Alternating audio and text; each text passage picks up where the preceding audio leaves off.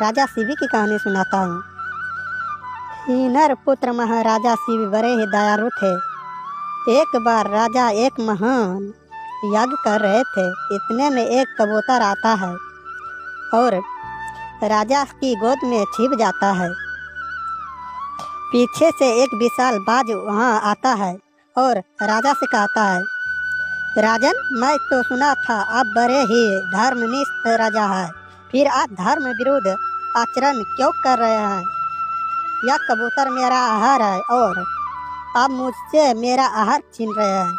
इतने में कबूतर राजा से कहा, महाराज, मैं इस बात से डर कर आपकी शरण में आया हूँ। मेरे प्राणों की रक्षा कीजिए महाराज। राजा धर्म संकट में पड़ जाते हैं, पर राजा अपनी बुद्धि और विवेक का प्रयोग करते कहते हैं,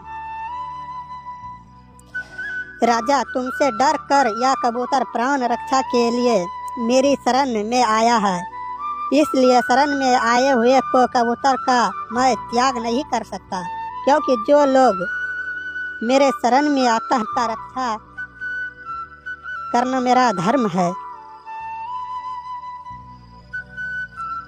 बाज बोला, राजन, प्रत्येक प्राणी भूख से व्याकुल होते हैं। मैं भी इस समय भूख से व्याकुल हूँ। यदि मुझसे इस समय यह कबूतर नहीं मिला तो मेरे प्राण चले जाएंगे। मेरे प्राण जाने पर मेरे बाल बच्चे के भी प्राण चल जाएंगे। राजन बोला, इस तरह एक जीव के प्राण बचाने की जगह कई जीव के प्राण चले जाएंगे। बात की उड़ान।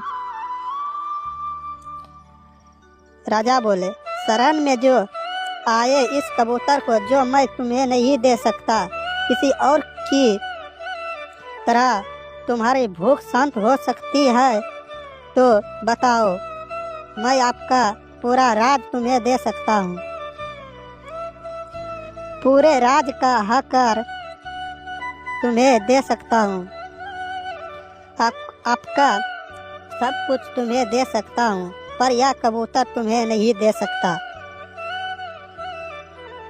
बाज बोले, हे राजन,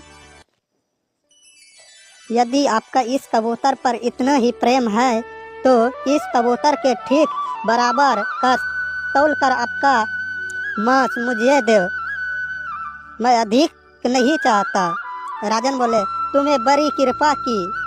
तुम जितना चाहो उतना मांस मेरे देने को तैयार हूँ। यदि शरीर में प्राणों के उपकार से कम न आए तो प्रतिदिन इसका पालन पोषण करना बेकार है।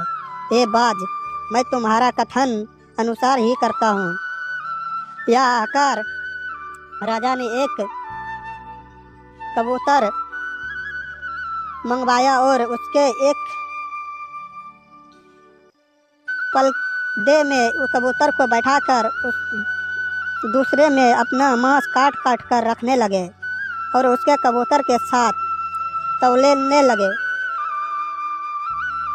कबूतर की रक्षा को और बाज के प्राण की बचे, दोनों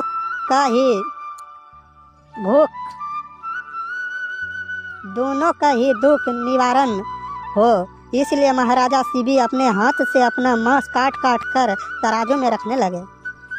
तराजू में कबूतर का वजन मांस से बढ़ता ही गया। राजा ने शरीर भर का मांस काट के रख दिया, परंतु कबूतर का पलड़ा नहीं ही रहा। तब राजा स्वयं तराजू पर चढ़ गए। जैसे ही राजा तराजू पर चढ़े वैसे ही कबूतर और बाज दोनों ही अंतर्धान हो गए और उनकी जगह इंद्र और अग्नि देवता प्रकट हुए।